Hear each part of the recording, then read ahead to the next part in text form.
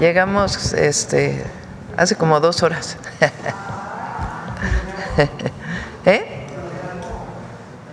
Poquito. Bueno, buenos días a todas y a todos.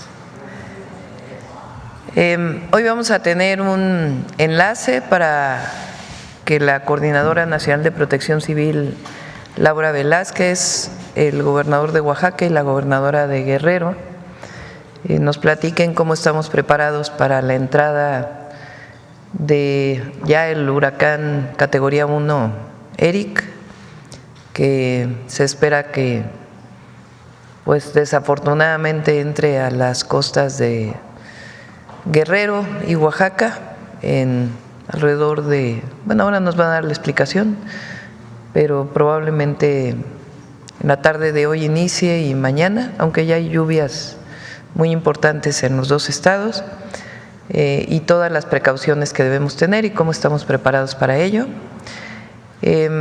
Hoy hablamos de infraestructura, entonces está aquí el vicealmirante Octavio Sánchez Guillén, que es el nuevo responsable del corredor interoceánico, nos va a dar un avance de cómo vamos con el corredor interoceánico, y al cierre el detector de mentiras. Nos acompaña también Rosa Isela Rodríguez, que llevó muy bien la mañanera el día lunes y martes, para cualquier duda también de estos días. Bueno, vamos con el enlace, por favor.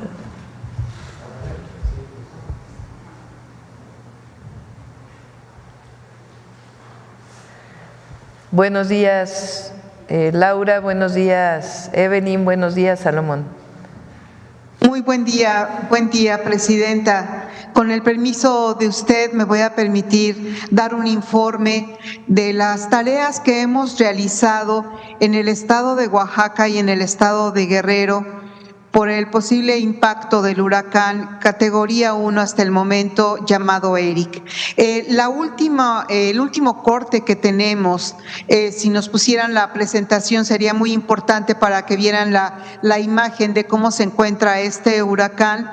Al último corte de las 6 de la mañana, conforme la información que nos da el Servicio Meteorológico Nacional, la tormenta tropical Eric evolucionó a huracán categoría 1. Se ubica a 225 kilómetros al sur-suroeste de Puerto Ángel, Oaxaca, y a 440 kilómetros al sureste de Punta Maldonado, esto del estado de Guerrero. Presenta vientos máximos sostenidos de 120 kilómetros por hora y rachas de 140 kilómetros por hora, con una velocidad de desplazamiento hacia el noreste de 11 kilómetros por hora. Se mantiene la zona de prevención por efectos de huracán desde Puerto Ángel, Oaxaca, hasta Acapulco, Guerrero, y zona de vigilancia por efectos de huracán desde el oeste de Acapulco hasta Tecpan de Galeana, Guerrero. Al momento, el sistema de alerta por ciclones tropicales se encuentra en color amarillo, es decir, en un peligro moderado. Eric podría evolucionar hasta huracán de categoría 2. Aproximadamente en los primeros minutos del día de mañana, jueves 19 de junio, y de acuerdo a los pronósticos del Servicio Meteorológico Nacional, podría estar ingresando a la tierra entre Oaxaca y Guerrero en el transcurso del día de mañana. Es muy importante mencionar cuál es el pronóstico para el día de hoy de las lluvias que tendremos en esta zona de nuestro país. Se presentarán lluvias torrenciales entre 150 a 250 milímetros en Guerrero, en Oaxaca y en Chiapas, las cuales pueden originar el incremento en los niveles de ríos, arroyos y deslaves, encharcamientos e inundaciones en zonas bajas de los estados indicados. Asimismo, se prevén vientos sostenidos de 100 a 120 kilómetros por hora, con rachas de 130 a 150 kilómetros por hora. En la siguiente lámina, Presidenta, informa usted sobre las acciones de prevención y preparación que se realizaron y se están realizando en el estado de Oaxaca y de Guerrero.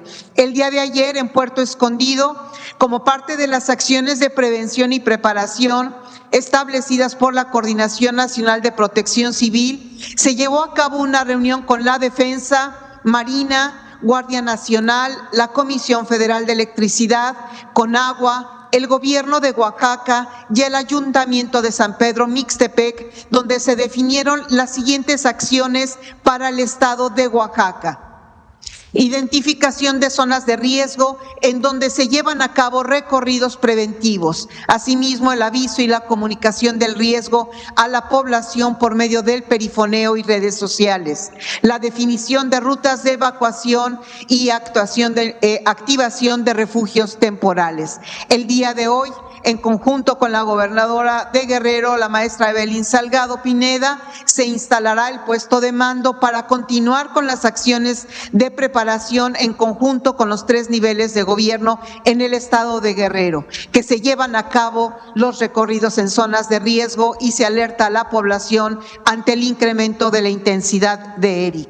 Asimismo, Presidenta, informarle a usted y al pueblo de México que se han activado el plan DN3E, el plan Marina, así como todos los protocolos de actuación ante emergencias por parte de la CFE, Conagua y la Secretaría de Infraestructura, Comunicaciones y Transportes. De igual manera, se mantienen en sesión permanente los consejos estatales de protección civil de Oaxaca y de Guerrero. En la siguiente lámina, Presidenta, informarle a usted que se encuentra un despliegue muy importante por parte del gobierno federal. De la defensa, 8,231 elementos distribuidos de la siguiente manera: 3,641 elementos en Oaxaca, 4,590 en Guerrero.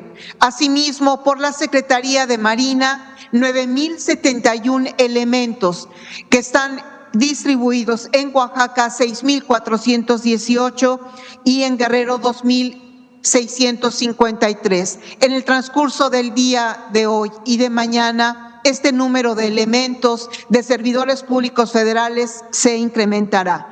Asimismo, se encuentran elementos y equipo especializado de Conagua, de la Comisión Federal de Electricidad y de la Secretaría de Infraestructura, Comunicaciones y Transportes. Presidenta, la información que nos da el Servicio Meteorológico Nacional es que tenemos, en la siguiente lámina podemos ver cuál es la costera que tenemos, acciones preventivas trabajadas y trabajando con el estado de Oaxaca y de Guerrero. Tenemos 22 municipios ubicados en el estado de Oaxaca que podrían tener la presencia de fuertes lluvias. Aún no está definido el ingreso de el huracán, pero puede ser entre San Pedro Mixtepec y Acapulco. 22 municipios de Oaxaca y 10 del estado de Guerrero. Si me lo permite, ¿podría dar los nombres de los municipios, Presidenta? Adelante, Laura. Gracias.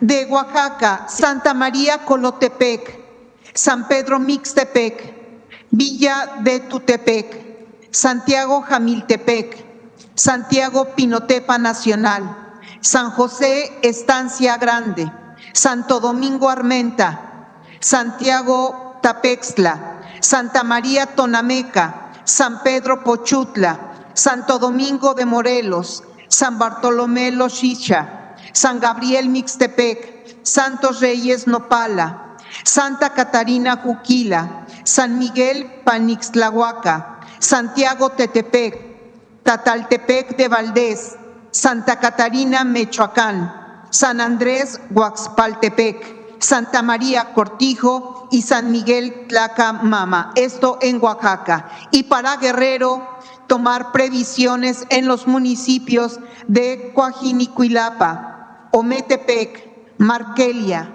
Osoyú, Cuchitán, Copala, Florencio Villarreal, Cuautepec, San Marcos y Acapulco.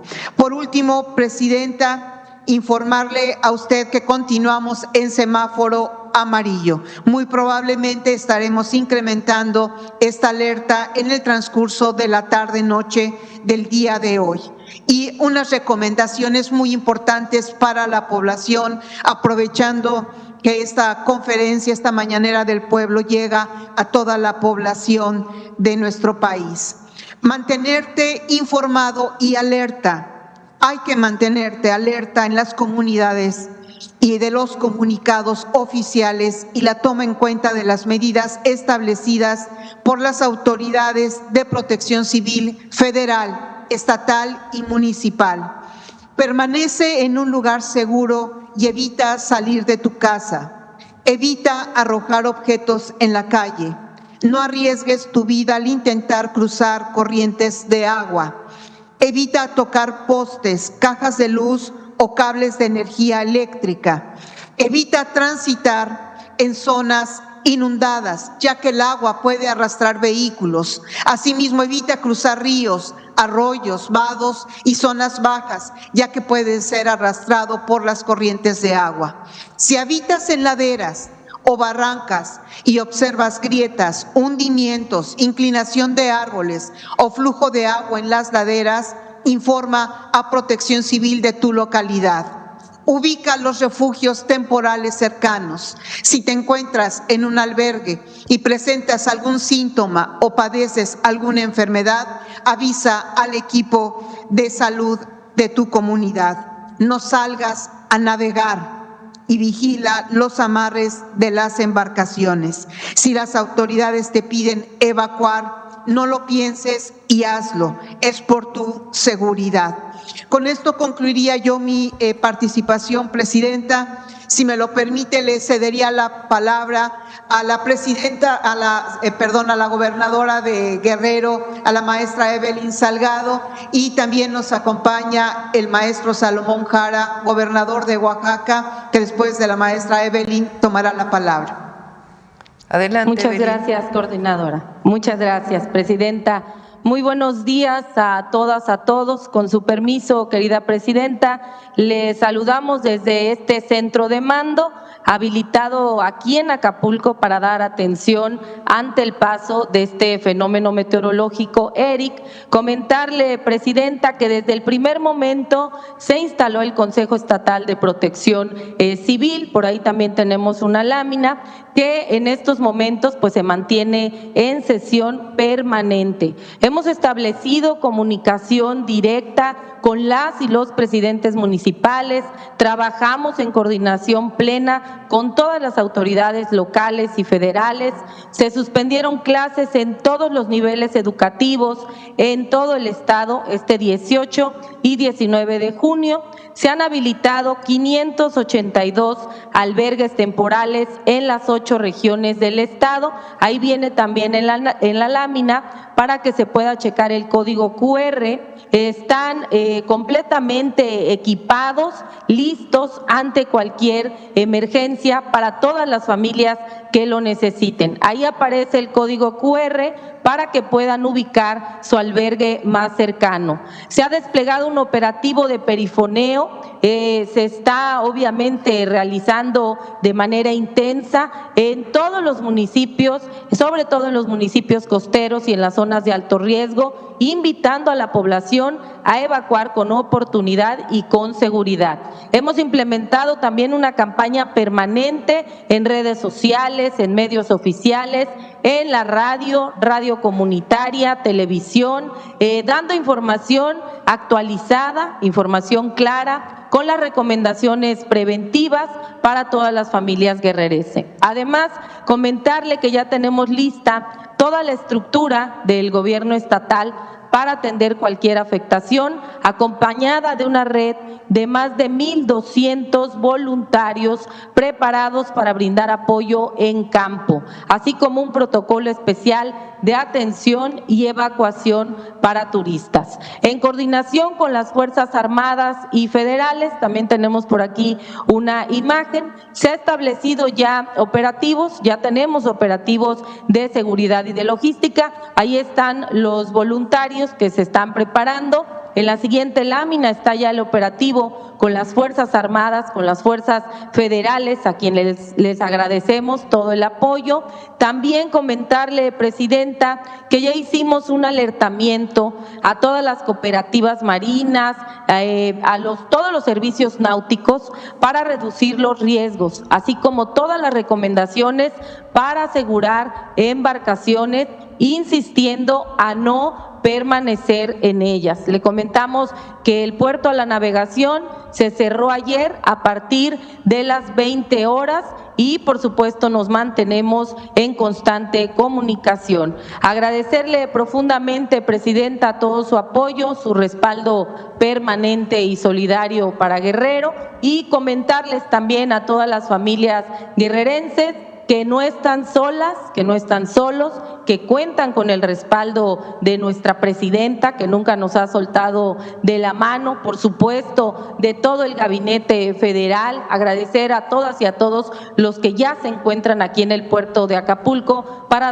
dar atención inmediata ante el paso de este huracán Eric. Pedirles que se mantengan informados a través de las páginas oficiales y recordar que, por supuesto, la prevención es tarea de todas y de todos. Aquí seguimos, Presidenta, con todo el trabajo. Vamos a continuar en estas siguientes horas con el perifoneo intenso, con toda la información, coordinación y comunicación con las presidentas, presidentes municipales y, por supuesto, con la población. Sigamos unidos, con responsabilidad y con esperanza por todas las familias guerrerenses. Le mandamos un fuerte abrazo, Presidenta. Muchas gracias. Muchas gracias, Evelyn.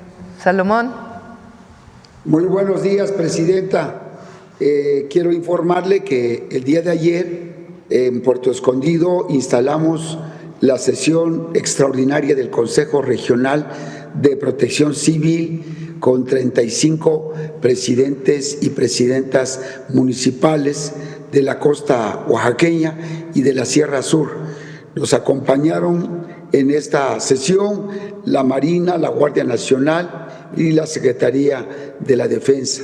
Ahí tomamos decisiones y asignamos tareas coordinadas para instrumentar acciones preventivas oportunas. Las autoridades municipales ya activaron albergues, brigadas de apoyo, planificación de evacuaciones y puntos de resguardo, mientras que las dependencias del gobierno del estado y federales ya estamos también en coordinación desplegados en territorio trabajando con las comunidades.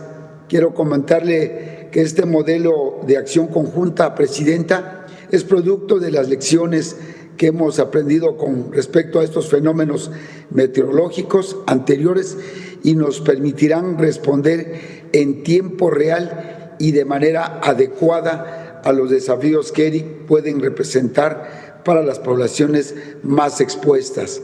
Agradecemos mucho su apoyo, siempre usted nos ha brindado y todo su apoyo, y hoy contamos también con el despliegue activo de instituciones federales como la Secretaría de Infraestructura, Comunicaciones y Transportes, Conagua, el IMSS Bienestar, que por cierto ayer coordinamos acciones para desplegar medicamentos, abasto de medicamentos en la mayor parte de todos los hospitales y clínicas que se encuentran en la región de la costa y de la Sierra Sur y del Istmo de Tehuantepec. Este trabajo conjunto nos fortalece y demuestra que cuando hay voluntad política y compromiso humano, las respuestas pueden ser inmediatas y efectivas. Desde Oaxaca, Presidenta, estamos listos para cumplir con esta gran responsabilidad y quiero comentarle que vamos a estar muy pendiente en toda la región, tanto en la costa como en el Istmo. Le informo también que se han suspendido clases en 16 municipios, 43 municipios, son 16 del Istmo y de la costa. Se hicieron también la suspensión de varios municipios, fundamentalmente de Cortijos, Llano Grande, Pinotepa Nacional, Jamiltepec, así como los municipios de Huaspaltepec, Huazolotitlán Estos son los municipios que se suspendieron el día de hoy clases. Muchas gracias, Salomón. Pues esta es la información. Nuevamente se espera que el huracán Eric, que en este momento es categoría 1 y podría llegar a categoría 2, entre a las costas de Oaxaca y Guerrero esta noche, la madrugada del día de mañana, y está ya desplegado el plan de N3, el plan Marina, como ustedes escucharon, todas las áreas de protección civil municipales, estatales y federales, y a la población decirle que se mantenga atenta a la comunicación oficial, resguardarse en sus casas, no salir.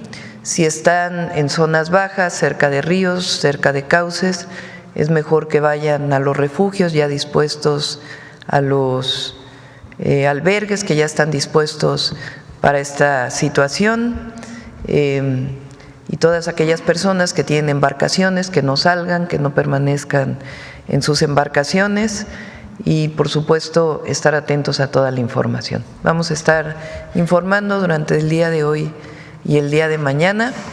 Si gustan, vamos a la información del interoceánico, que ya lo teníamos planeado. Muchas gracias, Laura, Evelyn, gracias, Salomón, y después pasamos a las preguntas, si les parece. Almirante, por favor, vicealmirante. Vicepresidenta, buenos días. Buenos días a todos y todas. Me permito presentar los proyectos del corredor interoceánico del Istmo de Tehuantepec. La siguiente, por favor. El objetivo es instrumentar una plataforma logística para el bienestar y desarrollo de la región del Istmo de Tehuantepec.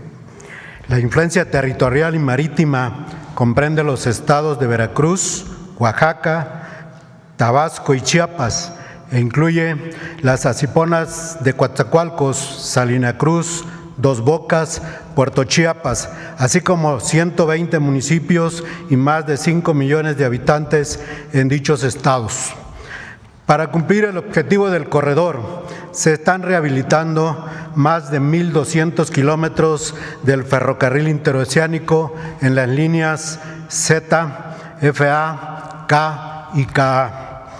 Se construyen 30 laderos, 610 puentes, 8 patios de trasvases, 41 estaciones de pasajeros, 1.583 obras de drenaje transversal.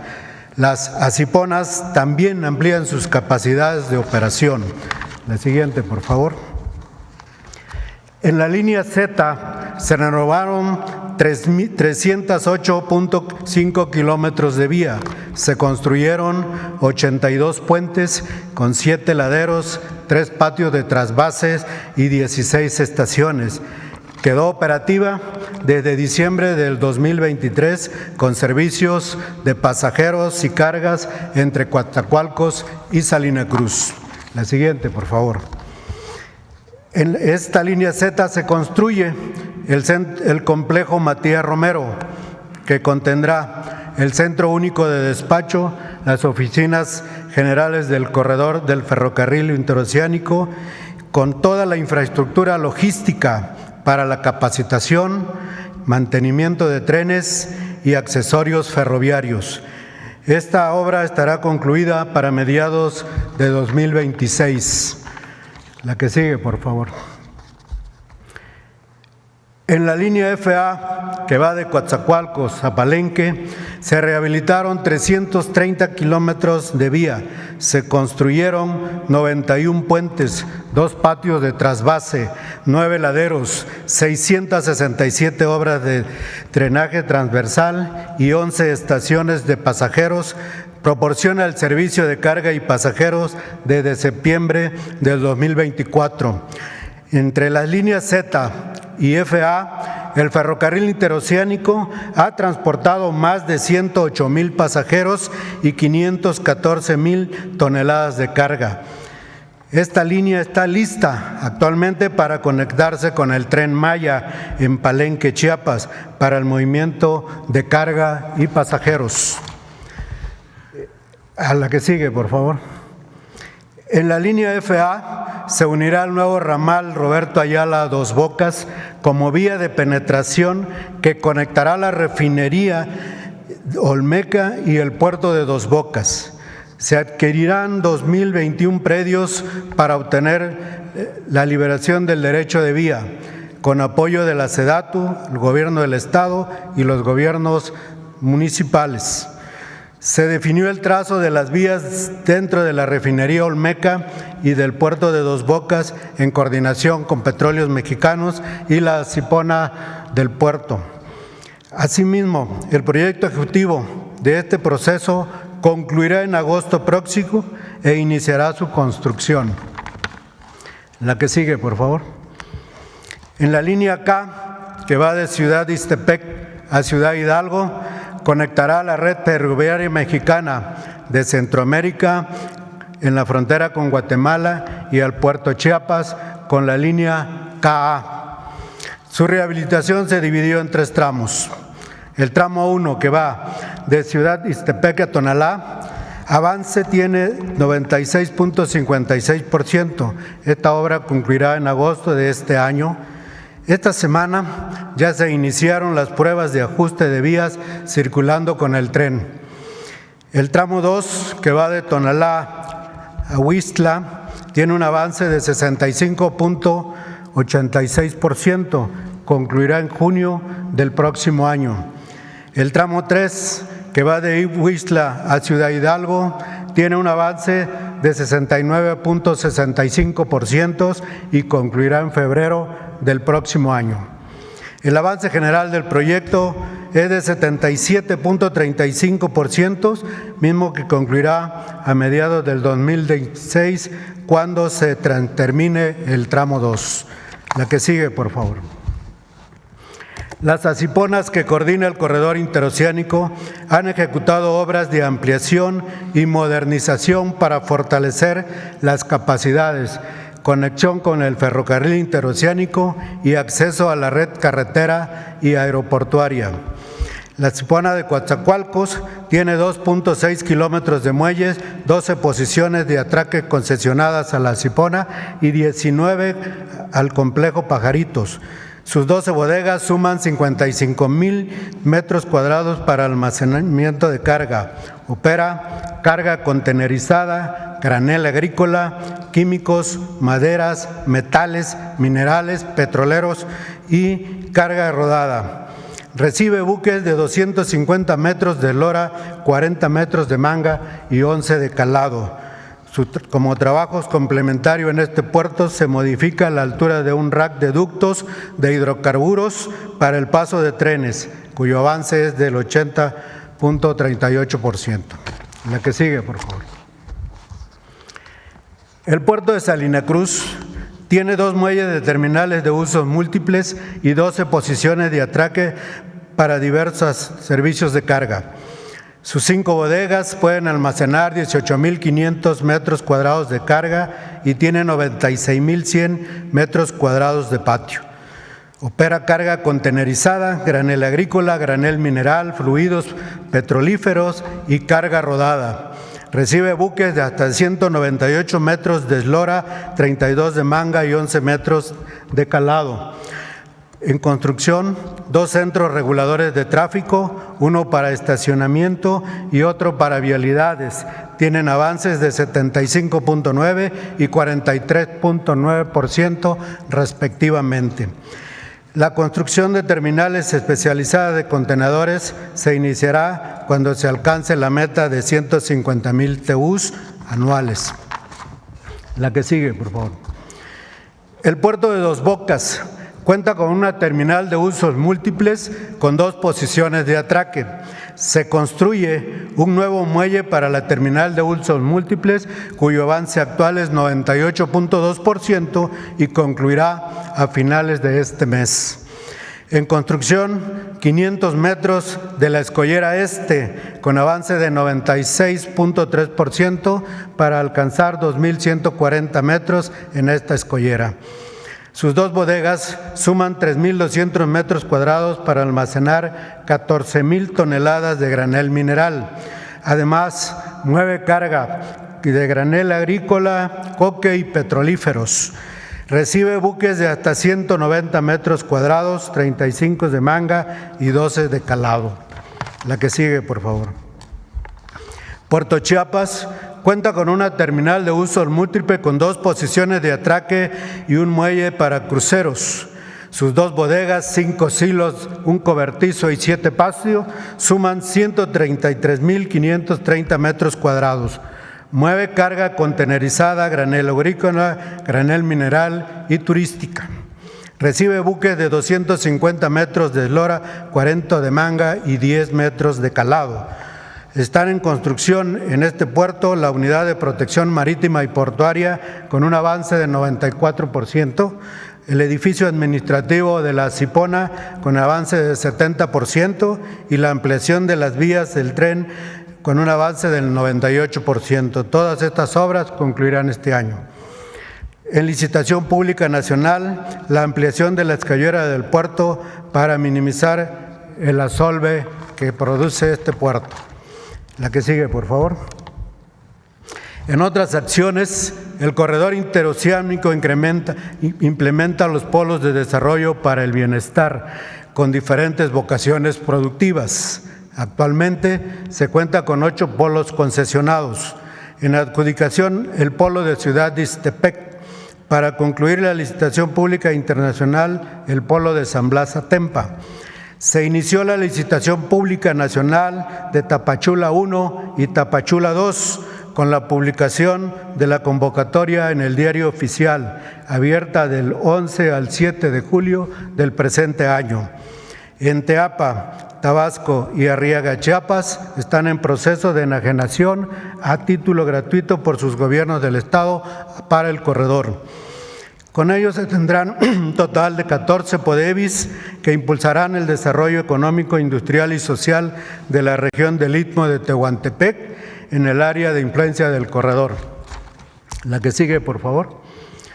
Es importante mencionar que los concesionarios de los PODEVIS tendrán incentivos fiscales, como los federales, el impuesto al valor agregado, el impuesto sobre la renta y depresión acelerada, y los estatales en cada entidad federativa determinará los estímulos que les otorguen a los concesionarios de los PODEVIS, como es el caso de Oaxaca, Veracruz y Chiapas ya comprometidos.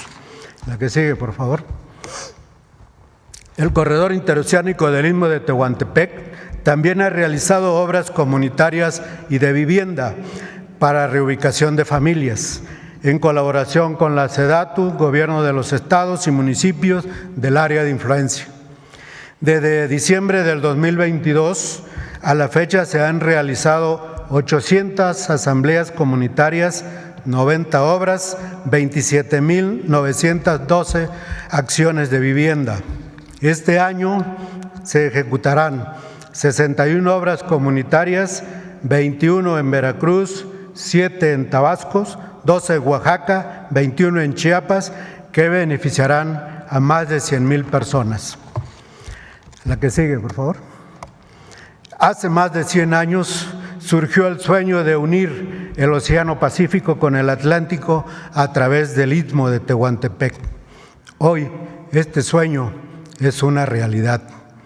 El corredor interoceánico hoy es en una plataforma logística multimodal moderna que articula la operación de trenes, puertos, carreteras y zonas industriales para facilitar el comercio global, transformar las condiciones de vida de las familias del sureste de México. El corredor interoceánico ya está en operación como una nueva vía para el comercio mundial, sobre todo como una herramienta concreta para generar empleo, desarrollo, bienestar en su influencia. A continuación, veremos un video y con esto termino. Muchas gracias por su atención. Muchas gracias.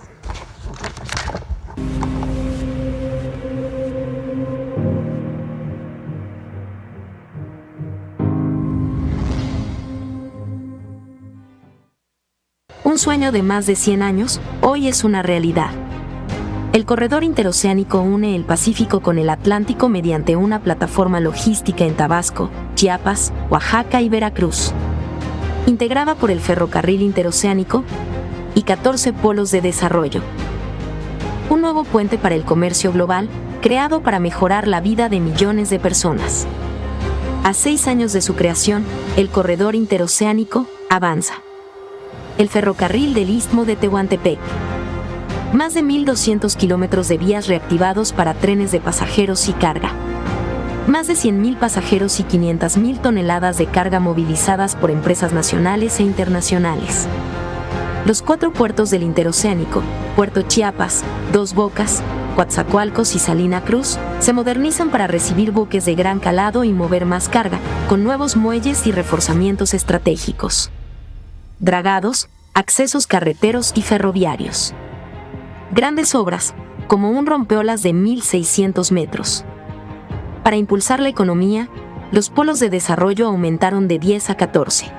Con ubicaciones estratégicas, incentivos fiscales y más condiciones ideales para la inversión. Para el desarrollo de las comunidades de la región, más de 80.877 millones de pesos invertidos en programas sociales. Más de 1.402 obras de electrificación rural y más de 27.912 acciones de vivienda, entre mejoramientos y entregas. El corredor interoceánico ya opera como el nuevo puente del comercio global. Resguardado por la Secretaría de Marina, su propósito es claro: transformar el sureste y mejorar la vida de millones de mexicanas y mexicanos.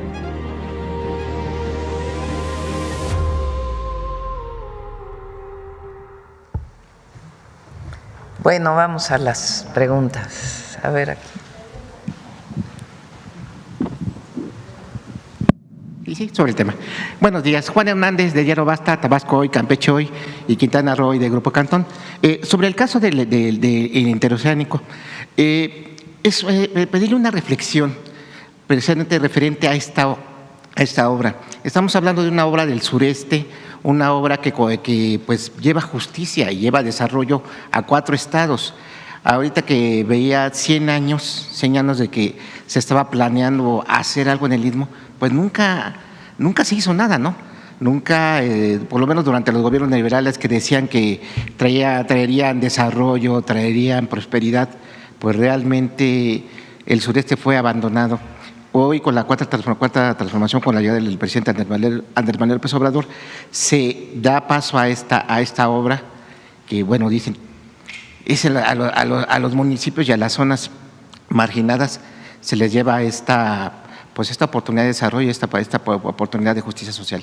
Su reflexión sobre lo que es el corredor interoceánico, y nada más si nos pueden precisar la capacidad de carga y transporte que tendrá, de transporte de pasajeros que tendrá esta obra ya una vez finalizado y concluido.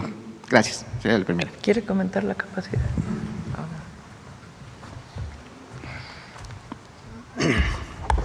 Bueno, como ya se les había comentado, las capacidades de carga del interoceánico tienen que ver con las capacidades de carga de los puertos donde llega la carga, ya sea transnacional, que vaya de un puerto a otro.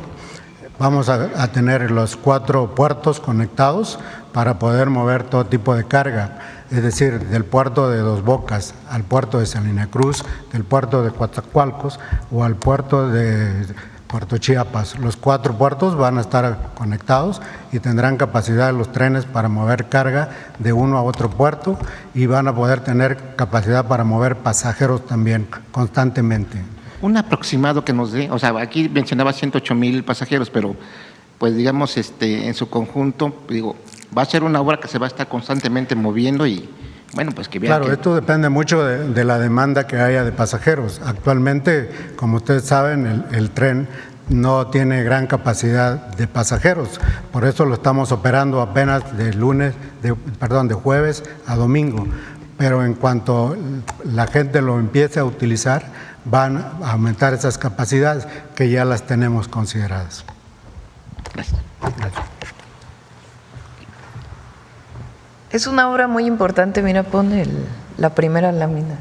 La primera, por favor. El sureste es la zona, la región, o era la zona, la región menos conectada, tanto para pasajeros como para carga. Ahora, pues, el interoceánico no solamente es una conectividad entre Veracruz y Oaxaca, sino que pues permite la conectividad entre el Pacífico y el Atlántico. Es una alternativa al Canal de Panamá. Y en la medida en que vaya aumentando la carga, pues en esa medida todavía se va a ir incrementando la movilidad. Incluso la posibilidad de algunas zonas que tienen curvas que fueron diseñadas desde su primer trazo, poder todavía mejorarlas. Pero para ello tiene que estar funcionando al máximo Salina Cruz y Coatzacoalcos, que ya están en este proceso. Entonces, este es un polo de desarrollo para todo el país, no solamente para el sureste. Y luego las otras conectividades, que son sumamente importantes. La que está, digamos, al norte, en Tabasco, que en el sureste, en la parte alta, permite conectar desde Coatzacoalcos hasta el Tren Maya, y el Tren Maya va a ser un tren de carga. En este momento ya se están desarrollando todas las capacidades para que sea un tren de carga.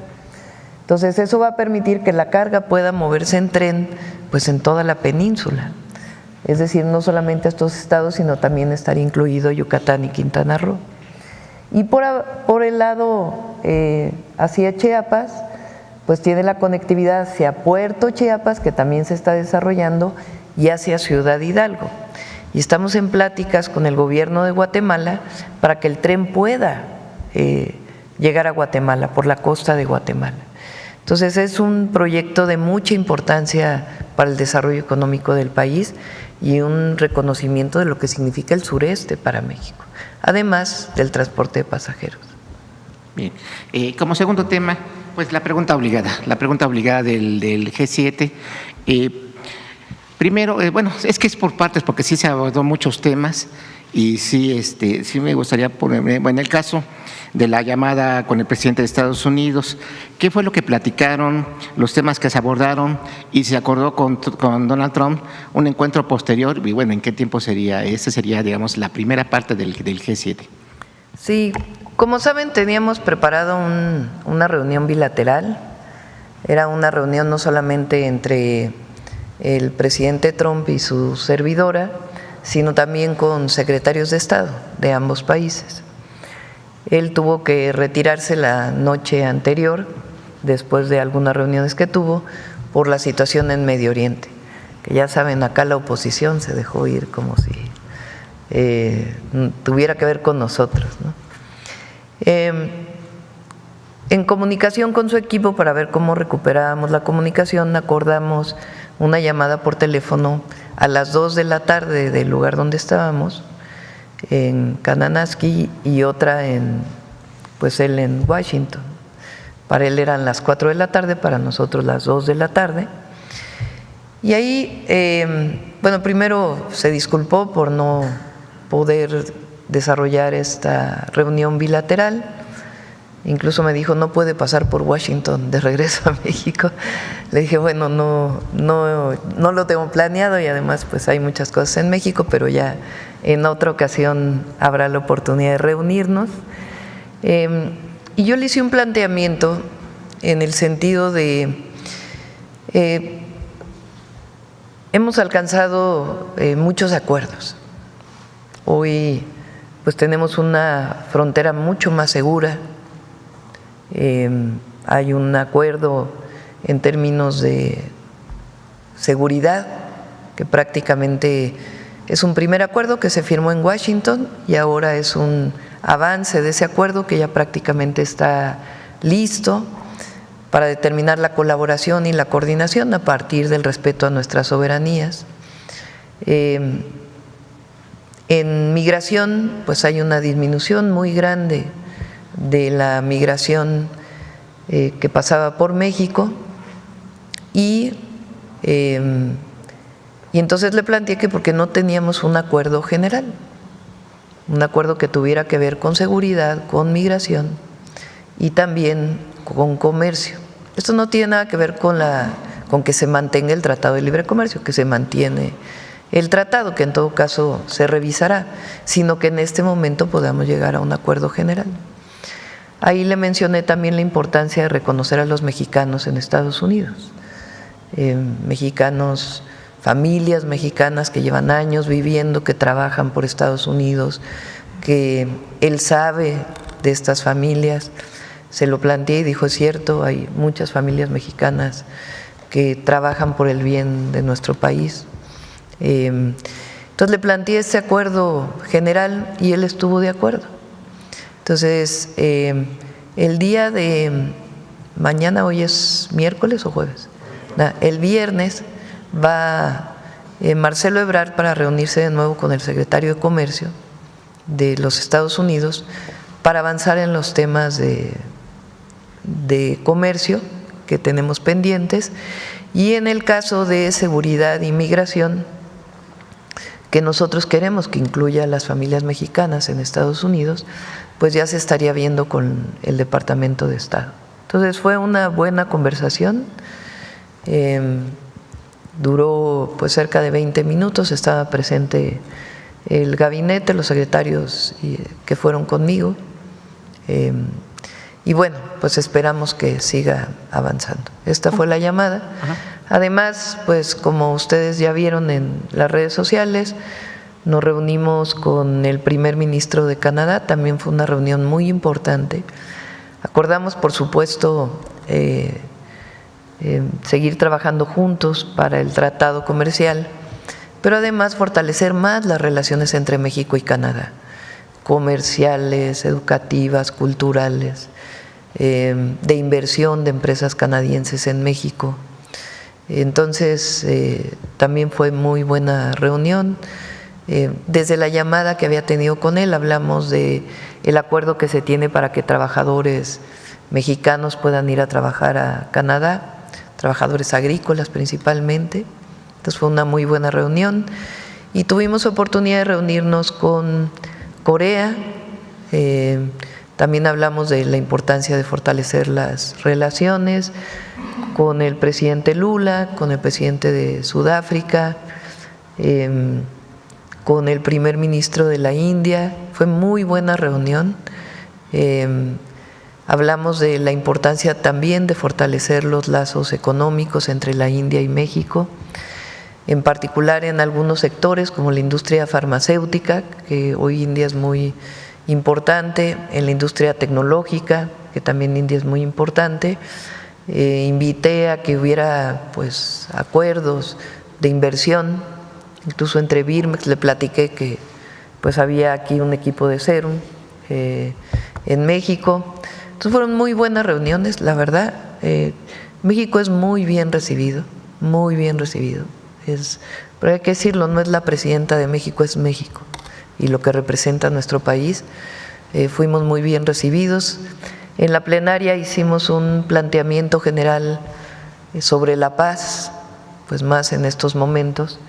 El tema era esencialmente transición energética y energía, soberanía o seguridad energética y también los temas de inteligencia artificial, pero dediqué una buena parte de la participación a la importancia de la paz, de la prosperidad compartida, de poner todos los esfuerzos para la construcción de la paz, de la importancia de la política para poder hacer los acuerdos de paz, la posibilidad de que hubiera una cumbre económica para el bienestar, que ya la tenemos acordada con CELAC, que está viéndose la fecha, y ya sea otra o esa misma que se invite a países del G7 y otros países, porque finalmente lo que va a permitir la paz duradera pues es el bienestar de todos los habitantes de nuestro planeta. Esta cumbre del bienestar que usted está mencionando, México sería el anfitrión. Podría ser. Por lo pronto, en términos de la cumbre con CELAC, lo está viendo el presidente Petro para ver las fechas y cuándo sería, y la sede también. Nosotros podríamos poner México como la sede, pero pues está a definirse. Y lo importante pues es la posición que siempre ha tenido México en todos los foros internacionales ¿Sería en de este año construcción de la paz y respeto a las soberanías. ¿Sería en este año la cumbre o en el 26? Estaría por definirse. Ajá. Bueno, tomando esa parte de lo que de su intervención en el G7, bueno, ¿hará pública usted su participación ahí en el? Sí, en un ratito va a salir grabada, la grabé con escenas de la visita completa y también agradecerle a la comunidad mexicana allá en Vancouver que nos recibieron, la verdad muy amorosos. Ya no hubo tiempo, pero me habían pedido que hubiera una reunión con ellos, pero la verdad muy, muy hermoso pues el recibimiento. Nada más también de esto del G7. Se mencionó que habló con Guterres de la ONU y también habló con representante del Banco Mundial. ¿Qué fue lo que le externaron a usted? Bueno, con el secretario general de Naciones Unidas fue un momento en lo que esperábamos para entrar a la fotografía oficial. Pues está preocupado por la situación mundial y la importancia de la construcción de la paz. Y con el Banco Mundial hablamos pues ellos nos plantearon distintos proyectos que están desarrollando actualmente y pues con nuestra representante allá en el Banco Mundial, que es Diana Alarcón, la doctora Diana Alarcón, pues está viendo pues qué posibilidades habría, no necesariamente de préstamo, sino de colaboración en otros sentidos. Y hablando de colaboración, ¿cómo recibieron el Plan México, tanto los empresarios allá Muy de Canadá? Muy bien, el primer día tuvimos reunión con empresarios de Canadá, muchos de ellos ya tienen inversiones en México y quieren ampliarlas, y algunos otros que quieren tener nuevos desarrollos. Planteamos que pues cuál es el Plan México, las oportunidades de inversión, los polos de bienestar, y pues quedaron de seguir trabajando con el secretario de Hacienda que nos acompañó y el secretario de Economía. Bueno, y finalmente dos preguntas más. Una, ¿cuál sería usted el mensaje que le daría a la oposición, sobre todo a estos opinólogos, a estos, pues ya no sé cómo se pueda calificar, que celebraron que se haya cancelado la reunión con usted con Trump, que bueno, hasta que se viaje en un vuelo, que se viaje en el otro. La despreció, así que algunos utilizaron esas palabras, o que realmente México no era importante. Pues ignorancia, ¿no?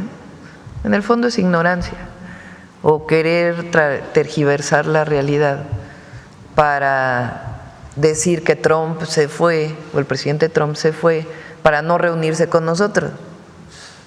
Es un absurdo. Si no, ni siquiera se hubiera llevado a cabo la llamada, ¿no?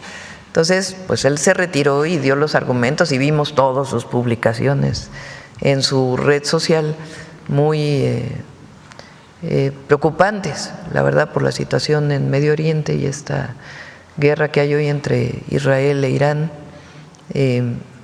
Entonces, pues él incluso dio la razón. Entonces, es como…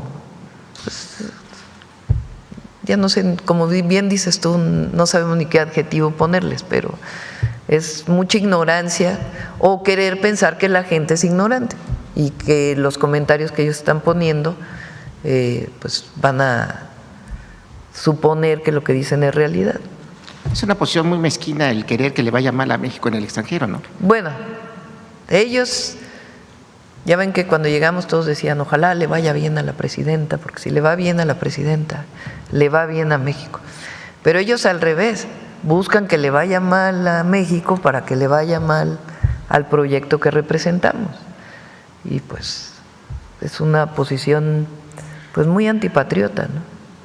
Finalmente, es que ahorita que hablaba de lo de protección civil, nada más si nos pueden, ¿en dónde la población puede, ahorita que estaba checando, en dónde la población puede checar en este caso los refugios, los 22 de Oaxaca, a ver los si 10 de nos Guerrero? ponen las páginas. Si los pueden poner precisamente favor, para… y las redes sociales de la Coordinación Nacional de Protección Civil, de CONAGUA, incluso de Secretaría de Marina y las coordinaciones de protección civil de los estados. Sería todo. Muchas gracias. Gracias. A ver, acá y luego vamos para acá y luego para acá. Gracias, Presidenta. Acerca del tema de las reuniones bilaterales que sostuvo en Canadá, ¿hubo algunos acuerdos de inversión? ¿Hubo o solamente fueron pláticas generales y se verá en el futuro en las reuniones con comitivas de los países con los que platicó usted? Me faltó la Unión Europea también. Hablamos o sea, acordamos que nuestros gabinetes, nuestros secretarios, en nuestro caso, secretarias, ministros y ministras de los países con los que platicamos, se van a reunir. O sea, acordamos ya un proceso concreto de reuniones para poder avanzar en la colaboración y la coordinación en materia económica. En el caso de la Unión Europea, recuerden que tenemos ya listo el tratado comercial con Europa para firmarse a principios del próximo año. Esa es la fecha establecida, es la actualización del tratado que ya existía. La invité a que venga a México. Sí, ella va a venir a México, estamos viendo la fecha, probablemente sea en octubre. La invitaríamos a que venga a México y poder ahí pues anunciar las características de la actualización del tratado comercial con Europa y quizá también pues más inversiones. Hablamos con el primer ministro de Alemania también, con el canciller de Alemania se llama. Él también muy interesado le hablamos de la propuesta de la industria farmacéutica, sus plantas automotrices que están en México y algunas otras propuestas que tenemos, como por ejemplo plantas que producen equipo para tratamiento de agua, con el programa ambicioso que tenemos para Conagua, que pudieran instalarse en México. Entonces quedamos también de que nuestros equipos se van a reunir para poder ya pues hacer un plan de trabajo muy concreto. Gracias. Presidenta, aquí el lunes en la rueda de prensa hubo un tema que despertó muchísima polémica del Infonavit. Octavio Romero nos presentó una propuesta de que algunas viviendas que han sido ocupadas indebidamente a lo largo de los últimos años pudieran establecer un esquema para que los ocupantes actuales pudieran adquirir las viviendas y que los dueños se les daría la opción de tener otra vivienda también del Infonavit, de este universo que se va a recuperar y se va a rehabilitar. Esto generó, como le digo, muchísima polémica, Presidenta. Si nos pudiera aclarar cuál es la propuesta específica que tiene el Infonavit acerca de este tema, porque se habla acerca de que se quiere legalizar la invasión. Primero, la propiedad privada está resguardada. Eso es por Constitución y nosotros la vamos a resguardar. No se trata de quitarle una vivienda a quien le pertenece. Eso tiene que quedar muy claro y que no haya duda respecto a eso, para que no haya estas malas interpretaciones que se hicieron por parte de algunas personas que escriben en los medios, comentócratas. ¿Cuál es el problema? México, durante mucho tiempo el Infonavit se dedicó a construir viviendas alejadas de los centros de población, en donde los trabajadores pusieron créditos en esas viviendas. Y en primer lugar hubo muchísimo fraude, muchísimo. Viviendas que se vendieron 5 veces, todo lo que ha mencionado aquí el director del Infonavit. Segundo, muchos de ellos dejaron de habitar esas viviendas porque quedaban lejos del lugar de trabajo, hacían 3 horas para llegar a su trabajo y decidieron pues salirse de esas viviendas, no las rentaron. Entonces, primero pues tiene que resolverse el problema de si alguien tiene alguna deuda con el Infonavit para que no la siga pagando y resolver el problema pues de lo que pagó y que no habitó en ese sentido, es decir, no continuar con ningún fraude o con alguna afectación a las y los trabajadores. Pero el asunto es qué hacemos con esas viviendas que muchas de ellas hoy están abandonadas, la gran mayoría, y otras están ocupadas por alguien que no pagó por su vivienda. Entonces están viendo opciones, porque lo que sería un absurdo es que se mantuvieran abandonadas esas viviendas o en condición de irregularidad. Entonces, cumpliendo la ley, cumpliéndole a los trabajadores, que no hubiera ningún fraude de por medio ni nada que tuviera que ver con una afectación a una propiedad privada o a un trabajador, pues están viendo las opciones para que esas viviendas no queden en el abandono, o sencillamente cerrar los ojos y decir, pues están ocupadas ilegalmente, no hacemos nada. La cantidad de dinero que se gastó en despachos para recuperar esas viviendas que no fueron recuperadas es de miles de millones de pesos. Es decir, ya se probaron varias rutas. Entonces lo que se está viendo es qué podemos hacer con esas viviendas, que es un problema que tiene hoy México y que tenemos que resolver. Entonces está en ese ámbito algunas de las propuestas que hizo Octavio, pero repito, no tienen que ver con afectar la propiedad privada ni pues aquellos créditos que está pagando un trabajador, ¿verdad? Octavio Romero nos comentaba que la gente que está ocupando y que ocupó indebidamente las viviendas podrían tenerle beneficio de un esquema de pago para quedarse con la vivienda. Sí, pero primero tendría que verse, por eso se está haciendo un censo, el tipo de vivienda, quién, si le pertenece a alguien, si alguien, por ejemplo, a lo mejor alguien sigue pagando por esa vivienda, si no está pagando por esa vivienda.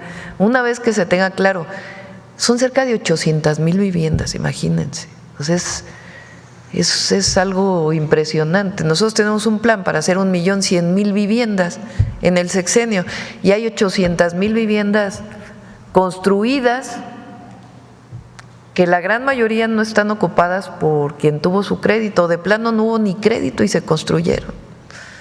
Entonces tenemos que clarificar esa situación, no podemos cerrar los ojos y decir no pasa nada. Entonces, en el marco de la ley del respeto a la propiedad y de lo que tiene que ver con los créditos de los trabajadores, poder resolver qué vamos a hacer con esas viviendas. Ese es el marco en el que se está pues planteando una variedad de soluciones que permitan resolver el problema. También sería injusto, por ejemplo, que se le diera a una persona sin servicios, porque hay muchas de ellas que no tienen servicios. Entonces tenemos que resolver también el problema de los servicios en esos lugares o del transporte en esos lugares. Pero no, lo que no podemos hacer es decir no pasa nada. También se habló de que no iba a haber desalojos, que se mantiene esa política. Sí, porque ya se probó eso y eso no funcionó. En realidad fueron fraudes y fraudes relacionados con estos despachos. Y por supuesto, en todo caso, tiene que definir un juez si alguien ocupa ilegalmente una vivienda. Si un juez determina que está ilegalmente ocupada, pues tiene que proceder la autoridad. Entonces nosotros como Infonavit, ¿para qué probamos todo lo que ya se probó, que se gastaron miles de millones de pesos y que no funcionó? Tenemos que dar alternativas a esta cantidad de viviendas, de lotes que hoy pues no están ocupados o están ocupados por personas que no compraron estas viviendas, pero siempre resolviendo pues el problema de la propiedad, de si hay un crédito de por medio. Por eso es el censo, es muy importante. Ok, muchísimas gracias por esas respuestas. Y en otro tema, antes de que usted partiera de viaje ya se había publicado en Puebla, en el Diario Oficial de Puebla, una ley, bueno, un artículo en el Código Penal del Estado tipificando el delito del ciberacoso. Se levantó también muchísima polémica en este tema porque se ve como un intento de censura. Ayer lo platicábamos con la secretaria de Gobernación y nos decía que por parte del gobierno federal no se considera ningún tipo de censura. Sin embargo, esta polémica que se levantó, no sé si tenga algún comentario, ya no hubo chance de preguntar la semana pasada que se publicó este artículo, por eso lo pregunto ahora, presidente.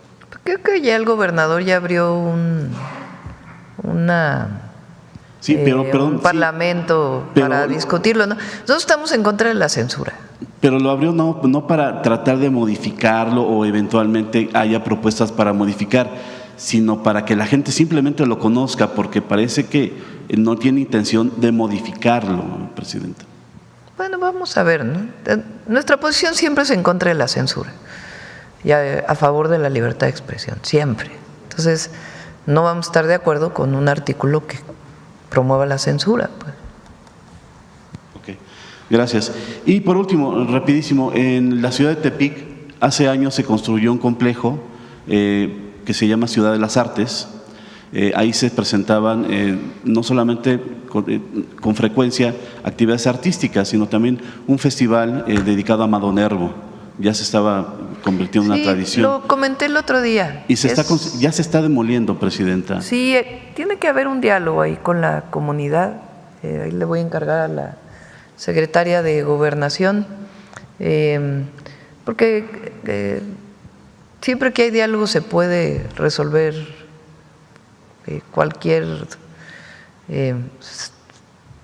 se pueden resolver las dos cosas. Entonces yo creo que si hay diálogo es factible resolver. Gracias. Bueno, vamos acá. Gracias, Presidenta. Buenos días. Preguntarle, en esta cumbre a la que fue invitada por el primer ministro de Canadá, hubieron 3 figuras muy importantes femeninas con posturas políticas muy diferentes, pero no por ello una menos importante que otra. Preguntarle, ¿qué significa que 3 mujeres participen en este foro mundial tan importante? Pues al revés, debería de haber más mujeres, ¿no? solo 3. La primera ministra, es primera ministra, ¿no?, de Italia,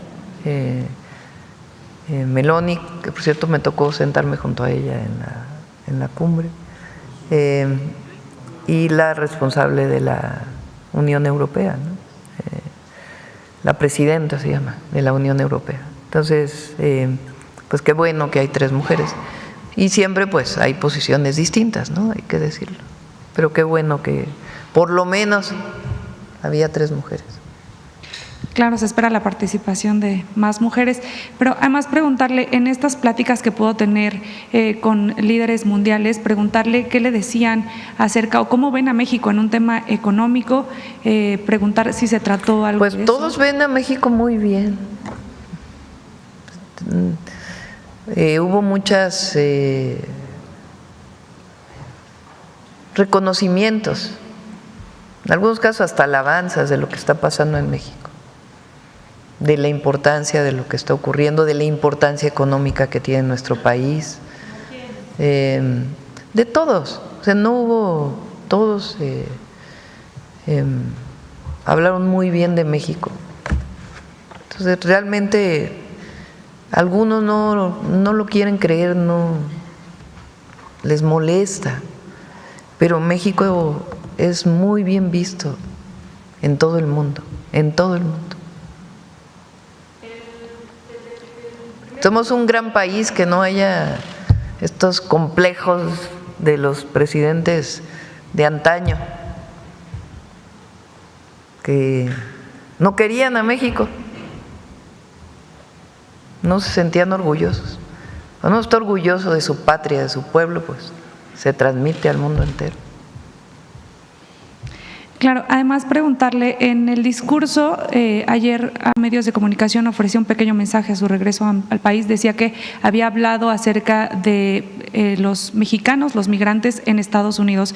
Preguntarle si nos puede contar un poco más de qué fue lo que se habló o a qué se refería. Esencialmente en mi discurso lo que dije es, hay mexicanos que viven en Estados Unidos que lo que merecen es respeto, reconocimiento, pagan impuestos, trabajan,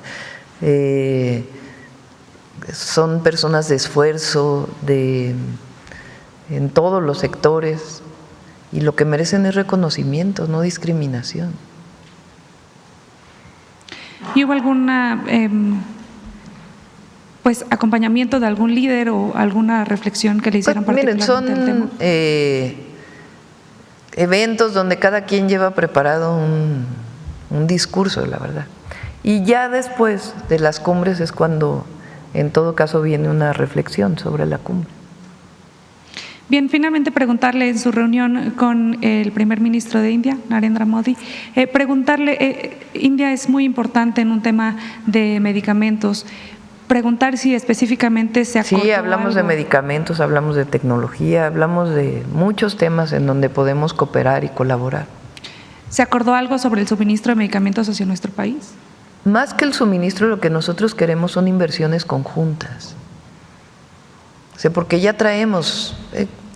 India es una de las grandes farmacias, por decirlo así, del mundo. Ellos llevan 30 años desarrollando lo que México dejó de desarrollar. Imagínense que la India vino a Birmex hace años para ver cómo Birmex había desarrollado su capacidad para hacer vacunas. Después, en los gobiernos neoliberales, todo eso se acabó. E India se llevó parte de ese ejemplo y otros de otros lugares del mundo para desarrollar su industria farmacéutica. Entonces es hoy pues uno de los grandes productores de medicamentos y equipos médicos del mundo. Entonces ejemplos ya compramos medicamentos de la India. Lo que queremos es que haya inversiones conjuntas en México. Por ejemplo, que haya una inversión conjunta entre Birmex y Serum para que recuperemos la capacidad de hacer vacunas.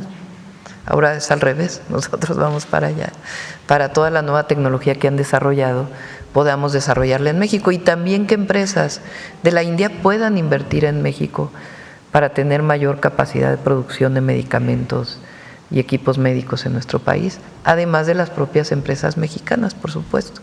Pero estamos buscando, se lo planteé a Alemania también, que tiene una industria farmacéutica muy potente, que pudiera invertir en México, entre otros sectores de la economía.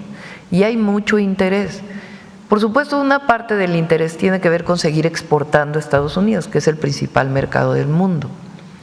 Pero otra parte muy importante tiene que ver con nuestro mercado interno y con que México también pueda exportar no solo a Estados Unidos, sino a otros lugares. Entonces, por ejemplo, en el nuevo tratado comercial con Europa cambian algunos aranceles que se tenían antes, pero en la idea nuestra de complementariedad y que también nosotros podamos exportar más hacia Europa. Entonces estamos abriendo otros espacios. Con Brasil, por ejemplo, acordamos que en agosto pudiera venir su secretario de Comercio a México, que es algo que teníamos pendiente, vino el secretario de Hacienda, para poder establecer las áreas de complementariedad de nuestras economías y poder fortalecer ambas economías. No se trata de sustituir lo que producimos aquí para poder importarlo de Brasil, sino aquello que no tiene Brasil, que nosotros podamos proveerlo, y aquello que tiene Brasil y nosotros no tengamos, ellos puedan, no solamente en términos de tratado comercial, sino de inversiones. Entonces, pues es parte del Plan México. Entonces, esta colaboración, esta comunicación que se tiene a nivel de jefes de Estado ayuda mucho, porque entonces ya hay un acuerdo para poder trabajar conjuntamente para el desarrollo del país. Presidenta, preguntarle una cosa más. En el G7 durante este foro se discutieron también conflictos internacionales que hay en el mundo. Preguntarle si hay algún riesgo para el mercado petrolero y si hay algún impacto que eso pueda ocasionar en la economía mundial o de México. Bueno, ha subido el precio del petróleo por pues la guerra en la que se encuentran hoy Irán e Israel, y pues si se agudiza puede seguir creciendo el precio del petróleo. Nosotros hemos aumentado mucho el abastecimiento propio de petróleo. Dos Bocas está funcionando ya casi al 100%, ya están los 2 trenes en operación, que es algo muy importante. Entonces, en términos de producción de gasolina, de diésel, ya dependemos poco del exterior. Por supuesto que los precios internacionales, bajo el mecanismo que nosotros tenemos, para que no aumente el precio de la gasolina, tendríamos que entrar al subsidio del IEPS, porque no queremos afectar la economía de las familias. Y hay un mecanismo establecido desde que estaba el presidente Andrés Manuel López Obrador, que particularmente cuando cuando inició la guerra en Ucrania, entró este mecanismo en funciones, pero ya está identificado. Pero bueno, como decimos, hacemos votos por la paz, porque este conflicto no escale. Ahora sí, la última pregunta. Nada más saber si va a seguir participando en estos foros internacionales que posicionen a México. Pues por ahora no tenemos pensado asistir a ningún otro este año. Nos tenemos que concentrar en el país en muchos temas. Obviamente en los proyectos prioritarios que tenemos en puerta, y también en el fortalecimiento económico del país, en llegar a un acuerdo con Estados Unidos y que pues sigamos con el Plan México, que hay que dedicarle tiempo para que pues no haya esta incertidumbre que normalmente se genera en estas circunstancias. No la vive, esta incertidumbre de la que se habla, pues no la vive México, la vive el mundo entero, por las tarifas que ha decidido poner el presidente Trump y por el conflicto en Medio Oriente y también entre Ucrania y Rusia, que aún no se resuelve. Entonces todo eso pues genera incertidumbres y nosotros lo que tenemos es que garantizar el desarrollo y la estabilidad económica del país. Gracias, no me presenté. Aurora Castillejos del SPR. Gracias. Sí. A ver, vamos allá atrás y luego para acá. Pedrero. Buen día, Presidenta. Manuel Pedrero de los Reporteros MX. Este es el tercer evento internacional al que asiste en el continente y de hecho ya le tocó las 3 áreas geográficas, Sudamérica, Centroamérica y Norteamérica. Preguntarle si estos 3 eventos internacionales, estas 3 cumbres entre países, le ha dado una perspectiva de México desde afuera, desde el extranjero, cómo ven los países. Ahorita nos contó de esta última cumbre, pero valdría la pena retomar. En todas, desde el primer G20 o del G20, primera cumbre que me tocó asistir en el G20, pues ahí el gran tema, porque teníamos unos días de haber entrado al gobierno, además de lo que significa la transformación que está viviendo México, pues es que México tenga una mujer presidenta. Eso es algo que reconoce todo el mundo y particularmente en las 3 cumbres en las que hemos estado. Pero sobre todo el reconocimiento también pues del apoyo popular que tiene nuestro gobierno y de pues el modelo de desarrollo por el que ha optado el pueblo de México. Entonces hay un reconocimiento muy importante hacia México y también es importante escuchar pues no solamente la opinión que tienen de México, sino lo que está viviendo cada uno de los países y en qué están poniendo sus esfuerzos para también pues México como una economía abierta pues tiene que estar atento a todo ello. Ahora, en estos eventos internacionales usted ha optado por una vía de transporte que es atípica entre jefes de Estado y jefas de Estado, que por cierto se le ha criticado inmensamente por lo mismo, el uso de los aviones comerciales. Y miren, si me fuera en avión de la defensa, me criticarían. Si me fuera en avión de Marina, me criticarían. Sí. Si voy en avión comercial, me critican. Si ando en un carrito en la ciudad, me critican. Si ando en camioneta en el país, me critican. Pues digo, quien no está de acuerdo va a utilizar cualquier argumento para criticar. Yo creo que hay una parte importante de viajar en vuelos comerciales. Uno se aísla cuando vuela en vuelos de la defensa. Los uso y uso vuelos de la Marina muchas veces cuando voy a transportarme en el país y que no hay vuelos comerciales o que quiero recorrer 3 estados en un fin de semana, porque salimos siempre viernes, sábado y domingo, por lo menos, pues a veces no hay el vuelo comercial que nos permita llegar a los 3 estados y tomamos el vuelo de la Secretaría de la Defensa o Secretaría de Marina, dependiendo, que son muy buenos pilotos y los aviones también están en excelentes condiciones. Pero viajar en vuelo comercial da una idea también de la recepción que tiene la ciudadanía frente a uno. Aunque es un sector el que vuela en el país, la gran mayoría del pueblo de México no tiene acceso a volar en avión. Entonces también es importante pues esta comunicación con la gente y la verdad hasta ahora pues ha sido muy buena recepción de todos los mexicanos, incluso extranjeros que nos reconocen. Solo para tenerlo claro en el radar, ¿no se habló de una tentativa futura reunión con el presidente Trump? Hasta ahora no. Él, repito, me dijo, ¿por qué no pasa por Washington? Regresando, le dije, pues no podemos en este momento. Se dará esta reunión. Vamos a ver el mejor momento. Pues lo importante es que se llegue a un acuerdo. Y al revés, ¿sería invitado a México, a Palacio Nacional? Pues podría ser, pero vamos primero llegando a este acuerdo, que es lo que todo México y la gran parte de Estados Unidos también desea, y el mundo entero, que se logren acuerdos en este sentido, en el marco de lo que el presidente Trump ha hablado en la parte comercial, ¿no? Y a nosotros pues nos interesa, a ambos países nos interesa el tema de seguridad. Nosotros siempre hemos puesto como condición el respeto mutuo y el respeto a nuestra soberanía, pero hay muchas áreas donde se puede coordinar esfuerzos. El tema de migración, a ellos les interesa obviamente disminuir el paso hacia su frontera, que es algo que se ha logrado, y a nosotros nos interesa mucho el reconocimiento de los mexicanos en Estados Unidos también, y el tema de comercio, que es fundamental para pues dar certidumbre de largo plazo.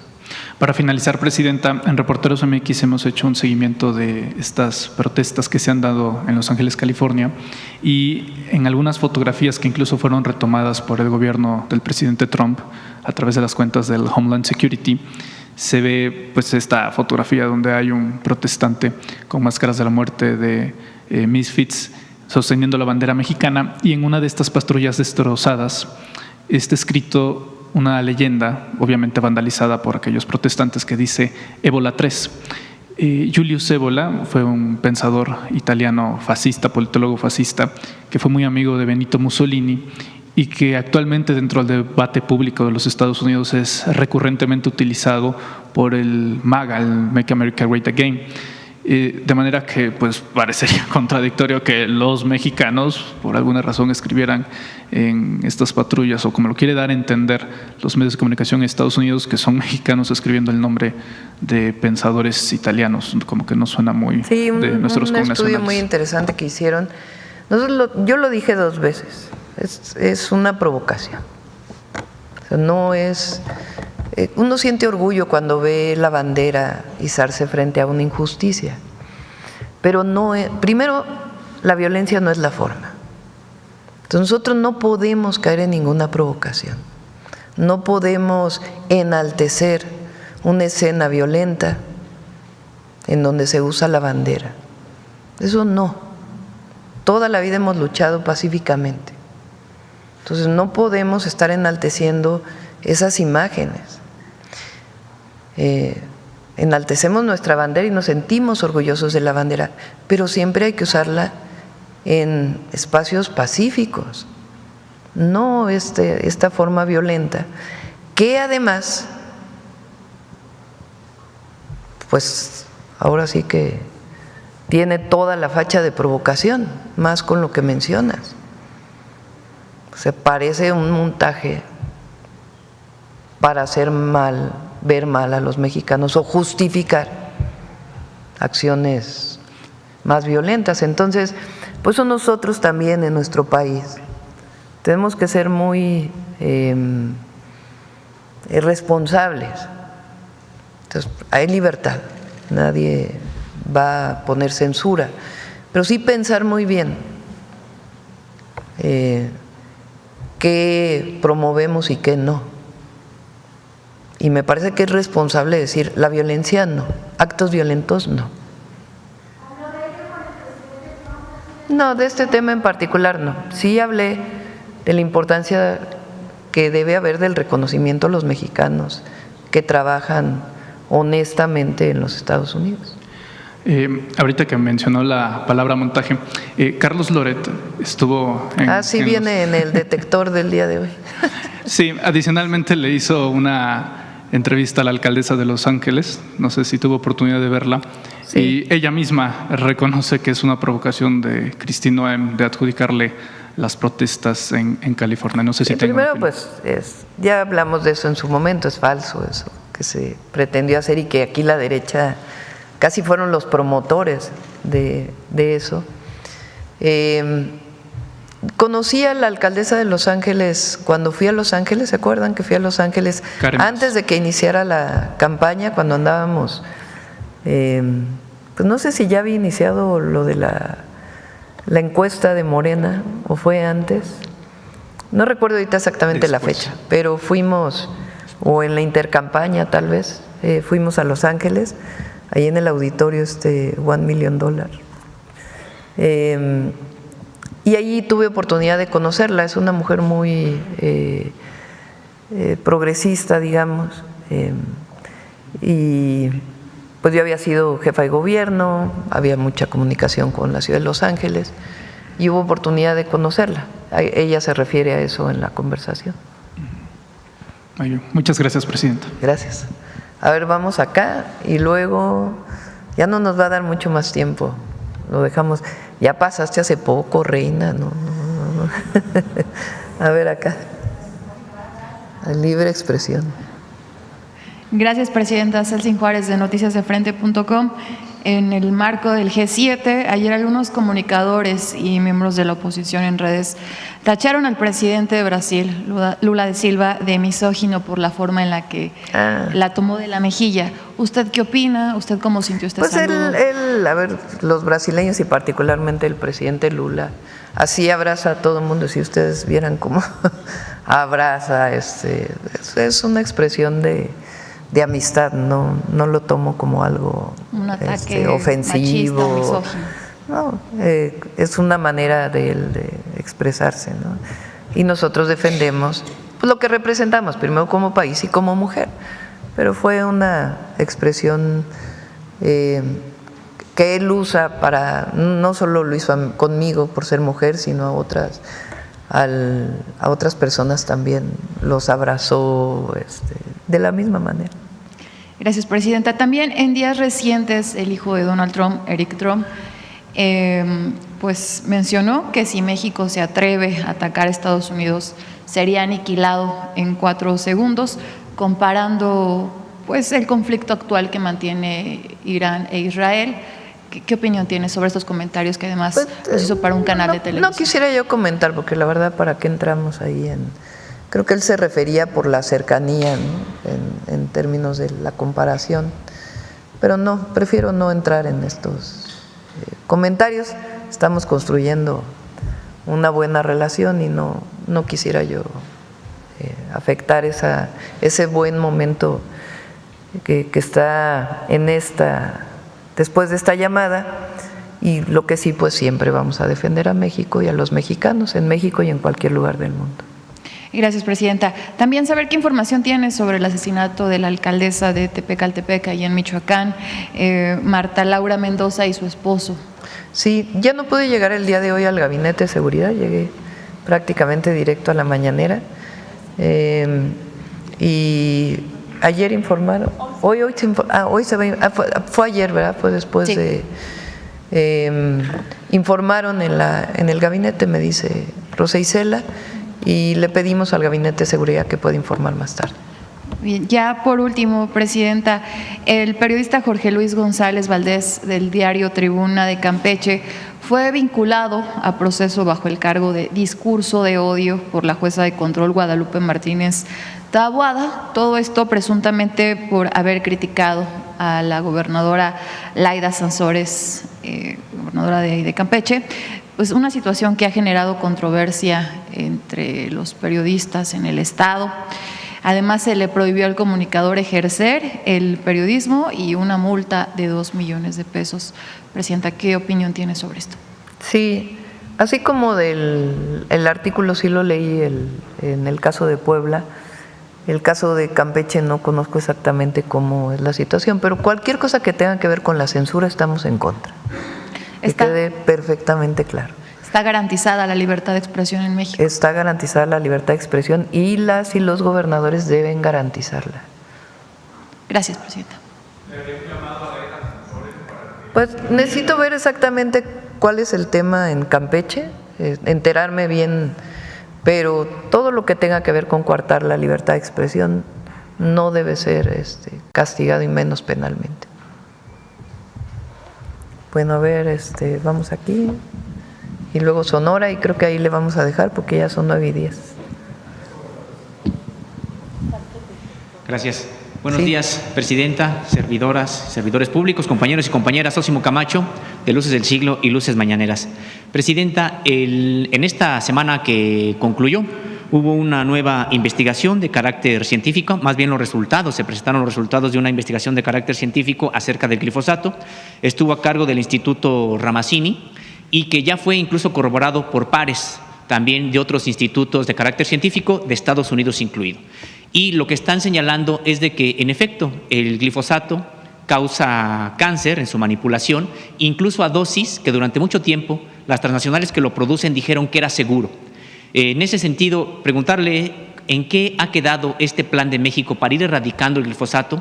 Hoy son 4.7 millones de toneladas las que se sigue importando este país precisamente de glifosato, y durante el sexenio anterior había un plan para erradicarlo de manera total, este herbicida. Si gustan, invitamos al secretario de Agricultura para que pueda…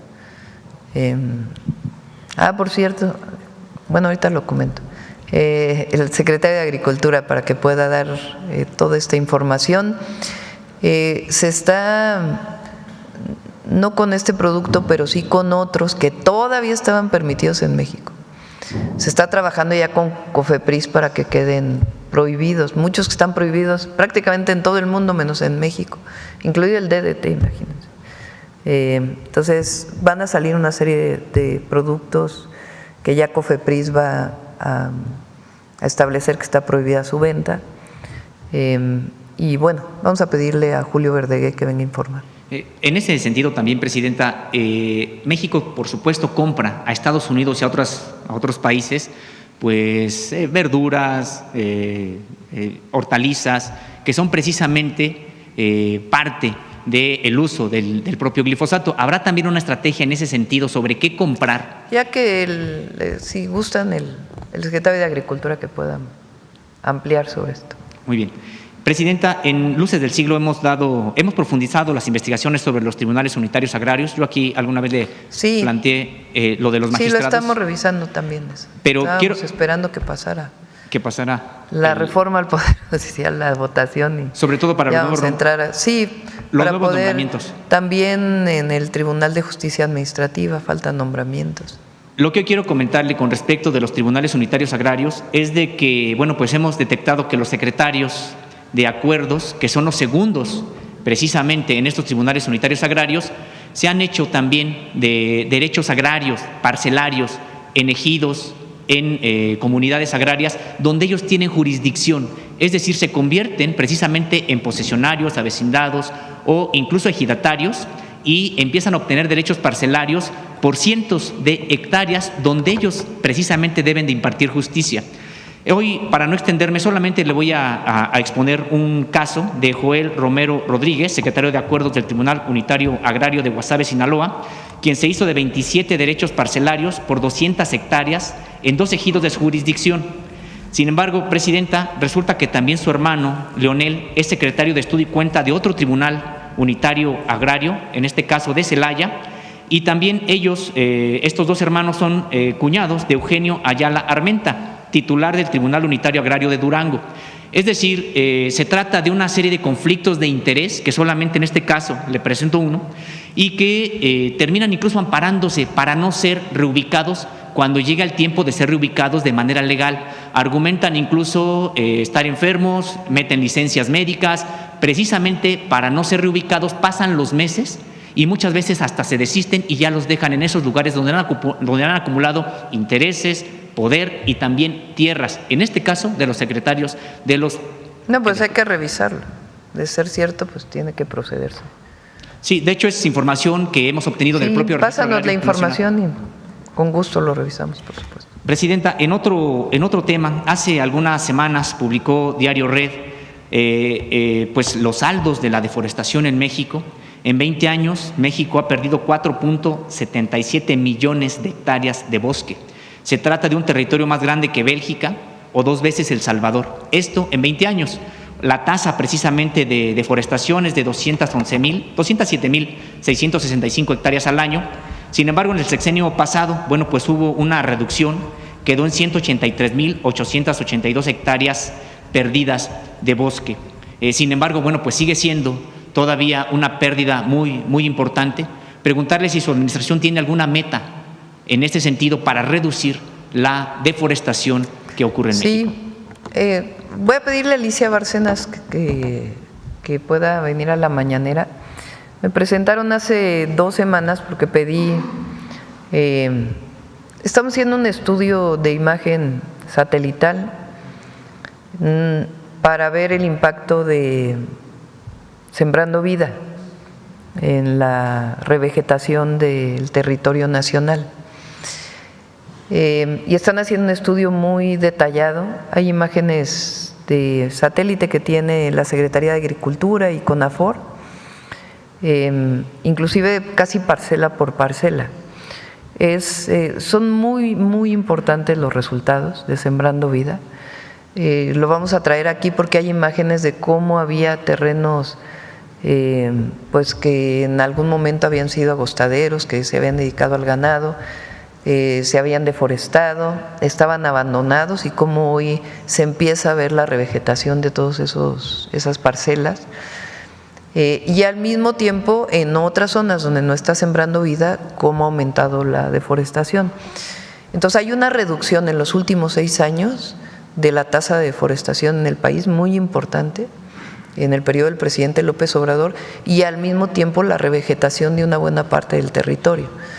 Entonces vamos a traer a Semarnat en cuando termine este estudio junto con Sembrando Vida para que ustedes puedan ver estas imágenes y los números, que son pues realmente un resultado ambiental muy importante, y al mismo tiempo, además de fortalecer Sembrando Vida, de garantizar, pues además de que está garantizado en la Constitución, fortalecerlo, estamos trabajando para evitar la deforestación y revegetar a través de otros mecanismos zonas que fueron deforestadas. Sí, yo creo que en un mes ya está completamente listo, y las imágenes son realmente impresionantes, de muchísimas. Estamos hablando, pues son 1 millón de hectáreas, entonces estamos hablando de cientos de miles de hectáreas que claramente se ve el incremento. En otras partes, digamos, ya eran zonas boscosas donde se incrementó el café de sombra, entonces no se ve tanto desde la imagen, pero otras sí son muy impresionantes. Presidenta, en ese sentido, mucho de lo que se está hoy deforestando tiene que ver con el cambio de uso de suelo, que es parte de lo que pudimos nosotros acreditar en esta investigación. Es decir, ejidos y comunidades que se transforman el uso de suelo para que puedan realizarse ahí tanto proyectos turísticos, proyectos de desarrollo, proyectos de urbanización. Por eso también la duda es preguntarle si el propio Plan México está armonizado en este sentido para no seguir incrementando la tendencia de deforestación en el país. La mayor parte del cambio de uso de suelo para deforestación es hacia uso agrícola. Ya después de que es uso agrícola, normalmente, bueno, no normalmente, en algunos casos donde ya hubo el cambio a uso agrícola, entonces entra la urbanización. Hay zonas en la zona metropolitana del Valle de México, características de esta situación, incluso en el sureste, particularmente en Quintana Roo, en ciertas zonas. Entonces, sí se está trabajando en ello, y obviamente el Plan México, pues tiene que ver con sustentabilidad. No puede, ya en ningún lugar del mundo se plantea el desarrollo afectando la naturaleza. Presidenta, tomé asiento para no obstaculizar el trabajo de mis compañeros de cámaras, pero un último tema que quiero plantearle tiene que ver con el ejido de Carrizalillo, en Guerrero. Se ha destruido casi en su totalidad, 800 hectáreas devastadas por la extracción precisamente de oro. Es prácticamente el 85% de este ejido, y resulta que ahora la empresa canadiense Equinox Gold Corp pues se retira precisamente ya de Carrizalillo al no llegar a un acuerdo con los ejidatarios. Carrizalillo pretendía disminuir el pago precisamente de ocupación de esas tierras, y también pretendía disminuir los beneficios sociales que otorga como parte del acuerdo a la propia comunidad. En ese sentido, el Equinox Gold Corp ha decidido cerrar de manera ya unilateral, se ha salido prácticamente, ha parado los trabajos, sin embargo las tierras quedaron totalmente sin remediar. Tienen que remediar, es parte de las concesiones, incluso en el periodo neoliberal. Los impactos ambientales tienen una parte, en el caso minero, que tiene que ver con la remediación. Entonces tienen que remediar. Presidenta, pudimos incluso consultar algunas de los reportes que ha generado la propia Semarnat al identificar los trabajos, precisamente revisar qué es lo que está ahí. Se fueron incluso sin dejar o darle un depósito concluyente, seguro, a la dinamita que tenían precisamente para realizar. Pedimos a Semarnat que lo revise y la empresa tiene que cumplir, que es lo que siempre dijimos. Si cumplen en Canadá, ¿por qué no van a cumplir en México? Muchas gracias. Sí, a ver, acá, y yo creo que ya cerramos. Si mañana te das una vuelta, mañana preguntamos. Muchas gracias, presidenta. Buenos días, Shaila Rosagel, corresponsal de Grupo Gili, Imparcial de Sonora, La Crónica de Mexicali y Frontera de Tijuana. Nada más para preguntarle sobre la llamada que tuvo con el presidente Donald Trump, si tocaron el tema de los aranceles en estos 20 minutos y la reapertura de la frontera al ganado. Sí, hablamos de este acuerdo global, o sea, no entramos a un detalle de qué va a pasar con el acero y el aluminio, qué va a pasar con la frontera, con el cierre de la frontera a la exportación de ganado. No hablamos de los detalles. El acuerdo que tuvimos es llegar a un acuerdo global en el muy corto plazo en los 3 temas que pues permita que ya no tengamos estas sorpresas de una u otro tema, sino que generemos un acuerdo global. Y él estuvo de acuerdo. Fue una propuesta que yo le hice y estuvo de acuerdo. Gracias, presidenta. Y para ello, en particular sobre temas comerciales, va Marcelo el viernes nuevamente a Washington a hablar con el secretario de Comercio. Gracias, presidenta. En su conversación con el primer ministro de Canadá, preguntarle si hablaron sobre el tema arancelario que de Estados Unidos con sus socios, cómo lo que ha sucedido con sus socios México y Canadá, y si cuando hablaron sobre el tratado de comercio, la revisión que se dará en 2026, si hablaron de algún cambio o algo importante que se vaya a modificar en este tratado. Yo creo que es importante. Digo, obviamente está las opiniones y lo que ha estado haciendo el presidente Trump. El Tratado de Libre Comercio para los 3 países es ley, o sea, fue aprobado por los congresos. Entonces, está pactada una revisión en el 2026. Así dice, así está escrito en el Tratado Comercial. Entonces, lo que se ha hecho ahora por parte de Estados Unidos para poder poner aranceles es utilizar la seguridad nacional para, digamos, darle la vuelta al tema del tratado. Ese es legalmente como ellos han estado resolviendo esto que es ley. Entonces coincidimos, el primer ministro de Canadá y su servidora, pues de que en efecto es ley, ¿verdad? No es que tendría que revertirse esa ley aprobada por un Congreso para que dejara de funcionar. Y lo importante pues es que viene un proceso de revisión, que nosotros queremos que sea revisión, pero evidentemente frente a las decisiones que tome el presidente Trump, pues tenemos que estar en diálogo. Eso es lo que nos corresponde siempre, nunca cerrar las puertas de diálogo, sino estar buscando diálogo para poder resolver cualquier problema que haya en relación con nuestra relación. ¿En esta conversación previeron algún cambio que se venga al tratado? No hablamos en particular del tratado. El acuerdo fue que pudiéramos tener un acuerdo global en lo que tiene que ver con seguridad, con migración y con comercio frente a las medidas que ha tomado el presidente Trump en los últimos meses. Muchas gracias, presidenta. Ya por último, sobre el tema del gusano barrenador, el 11 de junio se cumplió ya un mes del cierre de la frontera.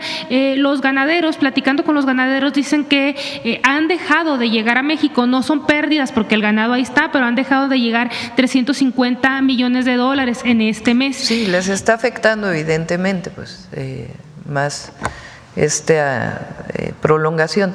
Lo que tienen que saber es que estamos haciendo todo lo que esté en nuestras manos para que Estados Unidos se convenza de que no hay problema de contaminación del gusano barrenador en el norte del país, en los estados del norte, que hemos tenido algunos episodios en el sur y que estamos fortaleciendo la frontera sur para evitar que pudiera haber alguna contaminación. Está aquí el equipo de Estados Unidos, el secretario Verdeguer está pegado a ello y lo que queremos pues es lo más pronto posible convencer de que no hay ningún problema con que se abra la frontera. Entonces estamos trabajando en ello, es lo que tenemos que hacer, y está en contacto permanentemente con las asociaciones ganaderas, el secretario Verdeguer, y estamos esperando pues que en efecto se convenzan de ello, y además hemos pactado incluso el poner una planta con recursos que pondría Estados Unidos de esta mosca que ayuda a evitar la propagación del gusano. Sí, de hecho, los ganaderos decían que ya están en efecto el equipo de Estados Unidos aquí. Ellos prevén que en unos 15 días podría reabrirse la frontera. Dice, estos equipos ya vienen a checar directo en campo, dicen las engordas, cómo está la situación, ¿no?, del control de la plaga. También comentaban que ya llegaron a México los $21 millones para la planta. No sé si esto sea correcto. No, todavía no han llegado, pero estamos en ese proceso. Nada más preguntarle si la SADER le ha dicho si es posible que se abra la frontera en estos próximos 15 días. Pues, ¿Sería bien, todo? es una decisión que depende de ellos. Entonces nosotros lo que tenemos que hacer es demostrarles que no, en todo caso no es un problema técnico, ¿verdad?, que no hay contaminación de gusano barrenador en la frontera norte de nuestro país y que tiene que abrirse la frontera. Y tenemos un gran aliado que son los ganaderos de Estados Unidos, que ya están sufriendo las consecuencias de esta situación. Entonces ellos mismos quieren ya que se abra la frontera. Muchas gracias, Presidenta. Sí. Sería todo. Yo creo que ya cerramos. ¿Te vas a Acapulco? A ver, el último, pues. Sí. Gracias, Presidenta. David Galván, de Grupo Fórmula.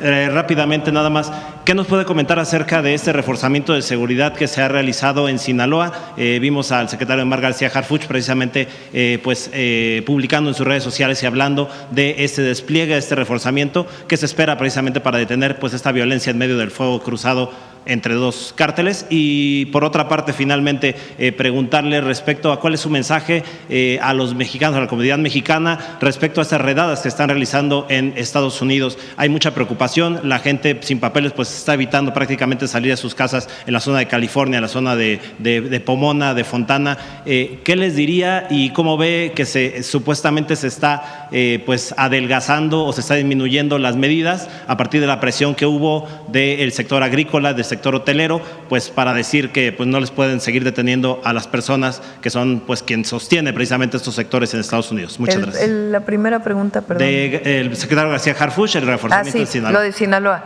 Se están reforzando en dos áreas. Ustedes saben que esta situación, digamos, de enfrentamiento de estos grupos delictivos o de este grupo delictivo o partes de lo que era un solo grupo delictivo, pues se desató a partir de de una detención en Estados Unidos, que nunca se aclaró y que hemos pedido que se aclare y que nunca ha acabado por aclararse. Entonces, ¿qué hacemos nosotros? Esencialmente es proteger a la población. Y lo que buscamos es con dos elementos centrales. Uno, presencia. Entonces, se está analizando permanentemente la presencia de la Guardia, de áreas de la Secretaría de Seguridad Ciudadana, de la propia Policía Estatal y Municipal, de la Defensa, de la Marina, y por otro lado inteligencia que permita pues cumplir órdenes de aprehensión. Entonces se están reforzando las dos áreas y está trabajando el gabinete permanentemente. Sabemos que ha sido una situación difícil para las y los sinaloenses y estamos pues trabajando día y noche para poder garantizar la paz en este estado. Y en cuanto a las redadas en Estados Unidos y pues… Sí, miren, por supuesto es el diálogo en este marco que estamos planteando. Segundo, pues nuestro apoyo, solidaridad y decir públicamente que no estamos de acuerdo. Y tercero, el fortalecimiento de nuestros consulados.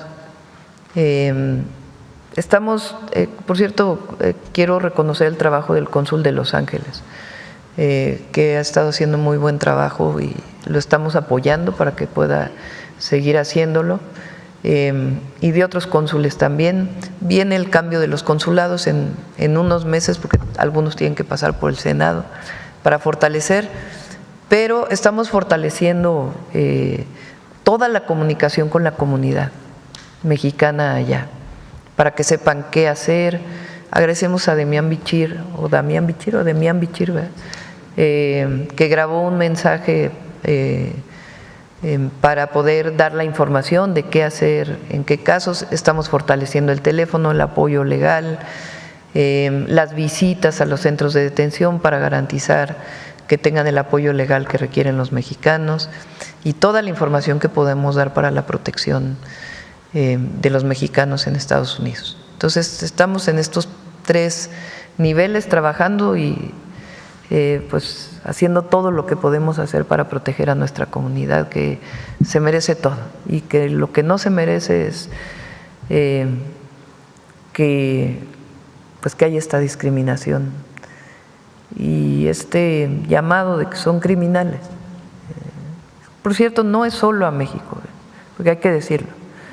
O sea, es a una comunidad muy importante de migrantes de distintos países que viven en particular en California, en Chicago y en Nueva York. Ahora, como México pues tiene esta historia con Estados Unidos, pues hay muchos más mexicanos, pero no son los únicos afectados. Y nosotros pues estamos evidentemente hablando por toda la comunidad de migrantes, pero en particular lo que nos corresponde pues es la defensa y el apoyo a la comunidad mexicana. ¿Será prioridad en las conversaciones de migración, Presidenta? Sí, nosotros vamos a plantear, tiene que haber un reconocimiento de… Lo ha hecho el presidente Trump, lo hizo cuando se firmó el tratado, cuando el presidente López Obrador estuvo en Washington, en la Casa Blanca, que se firme el tratado. El presidente Trump se refiere de una manera de mucho reconocimiento a la comunidad mexicana en Estados Unidos. Entonces ayer pues lo que le planteé fue eso. Hay una comunidad mexicana muy grande en Estados Unidos que trabaja todos los días por el bienestar de su país y que son personas honestas, trabajadoras, que lo único que hicieron fue irse a los Estados Unidos para poder garantizarle una mejor vida a sus familias.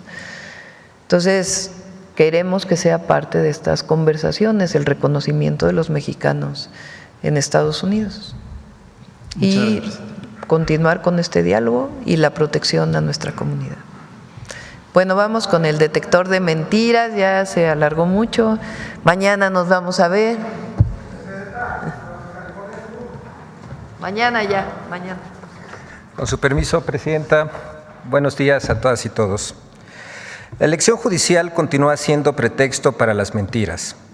Las voces que intentaron descalificar a la reforma judicial ahora intentan desacreditar al Instituto Nacional Electoral, que declaró la validez de los comicios que permitieron que las y los ciudadanos eligiéramos a juezas, jueces, magistradas, magistrados, ministras y ministros.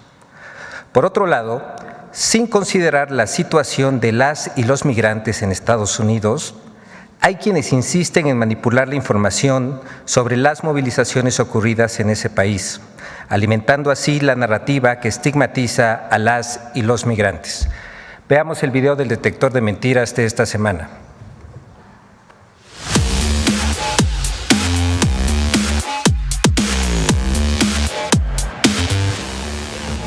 Los falsos convenios con Estados Unidos a cambio de investigar a políticos mexicanos y ataques a la histórica elección judicial fueron algunas de las noticias falsas que el detector de mentiras localizó esta semana. 1. Estados Unidos ofreció alivios arancelarios a México a cambio de investigar políticos de alto nivel. ¡Mentira! La Oficina de Asuntos del Hemisferio Occidental de los Estados Unidos y el embajador de dicho país en México, Ronald Johnson, señalaron que es categóricamente falso sugerir que Estados Unidos ofreció a México alivio arancelario a cambio de investigar a políticos de alto nivel. Además aseguró que Estados Unidos y México siguen colaborando para combatir a los cárteles y a los actores corruptos que lo habilitan. 2. La Secretaría de Seguridad y Protección Ciudadana se incorporará a la Unidad de Investigación de Tráfico de Armas de Estados Unidos. ¡Mentira! El titular de la Secretaría de Seguridad y Protección Ciudadana, Omar García Harfuch, negó durante la mañanera del pueblo del 10 de junio que esta dependencia se incorporó a alguna unidad u organismo de Estados Unidos. Además, destacó que la colaboración existente con la Unidad de Investigación de Tráfico de Armas estadounidense es a través de la Fiscalía General de la República. No, la Secretaría no se incorpora a ninguna unidad ni a ningún organismo de Estados Unidos. Obviamente tenemos colaboración con ATF, como lo tiene Fiscalía General de la República, pero no hay ninguna integración a ninguna unidad, ni hay un grupo específico de la Secretaría de Seguridad que atiende este tema. Hay un grupo en la Fiscalía General de la República que atiende el tema directamente con ATF, pero no es la Secretaría. 3. Montaje en las protestas de Los Ángeles. En un video difundido por Latinus sobre las protestas en Los Ángeles, California, se mezclan imágenes de enfrentamientos en el centro de la ciudad con un reporte de Carlos Loret de Mola a varios metros de distancia de los hechos. En el video se sobreponen secuencias de hechos ocurridos en un lugar distinto al que se encuentra Loret de Mola y fuera de contexto. Es la misma zona de guerra en la que estaban otra vez oportunistas. Nadie te quiere. ¿Cómo se siente ser traicionero y traidor? 4. El INE validó la farsa electoral en el Poder Judicial pese a irregularidades. Otro de los misiles de Morena ha dejado en ruinas el equilibrio de poderes, el INE. El INE validó la farsa de la mal llamada elección judicial. En zona de cuestionamiento, en zona de ilegitimidad, así se validó la elección. Eso no es propiamente una elección y tampoco podemos decir que esos jueces que llegan hoy tienen la legitimidad democrática. ¡Mentira! El Consejo General del Instituto Nacional Electoral excluyó del cómputo final de la primera elección judicial los votos en 818 casillas por registrar irregularidades, lo que representa apenas el 0.97% del total de las casillas instaladas. En el 99% de las casillas del país, la votación ocurrió de acuerdo con los parámetros legales y constitucionales. Además, la consejera presidenta del INE, Guadalupe Tadei, agregó que se tomaron medidas para que no se repitieran en las elecciones de México las irregularidades detectadas en esta ocasión.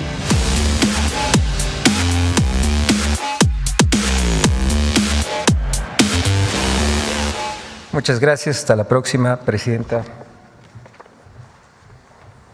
Por favor, a los habitantes de Oaxaca, de Guerrero, de las costas, estén muy pendientes de la información del huracán Eric.